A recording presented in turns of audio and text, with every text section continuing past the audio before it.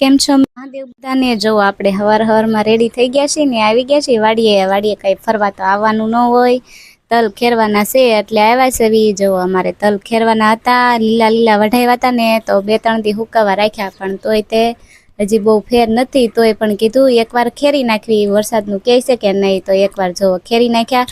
પણ બહુ ખરતા નહોતા, કારણ કે અમે લીલા લીલા વઢાવ્યા હતા કે નહીં એટલે. અને જો પછી હવે તરેસ લાગી ગઈ તો પાણી પીવા આવી ગયા. પાણી પીવાનું બાને ઘડીક બેહવા તો મળે એમ, બીજું કોઈ હતું નહીં. હું ને પપ્પા બે જતા વાળીએ એટલે બે તે તલ ખેરતા હતા. અને પછી જો પાછા આવી ગયા તલ ખેરવા.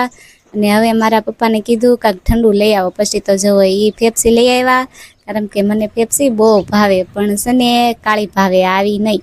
તો પછી જો પેપ્સી ખાધી અને વાડીએ મજા આવી જાય, ગમે એ હોય ઠંડુ મળવું જોઈએ. તડકો કેવો પડે એટલે મજા આવી જાય વાડીએ. તમને કોઈને ઠંડુ ભાવે કે નહીં કમેન્ટ કરજો. ઠંડુ તો ભાવે જ ને, આ તડકો કેવો હેને. ને જો આ છે અમારો બાજરો છે ને વાવવામાં અમારે મોડું થઈ ગયું હતું, એટલે હવે વાઢવામાં મોડું થઈ ગયું છે. પછી તો જો ઘરે આવી ગયા, હું ને મારા પપ્પા ઘરે આવીને બેઠા, પોરો ખાધો, હાથ પગ ધોયા ને હવે મારે રાંધવાનું છે. એ તે ચૂલા ઉપર બાટલો પૂરો થઈ ગયો છે, તો શું કરવાનું હવે, મને ભૂખ બહુ લાગે એટલે. પછી જો રીંગણા બટેટાનું સુધાર્યા અને રીંગણા બટેટાનું શાક કરવાનું છે.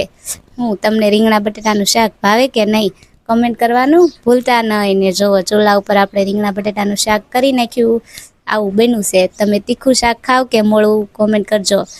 ને જો પછી તો લોટ બાંધી નાખ્યો ને કરી નાખી ચૂલા ઉપર રોટલી.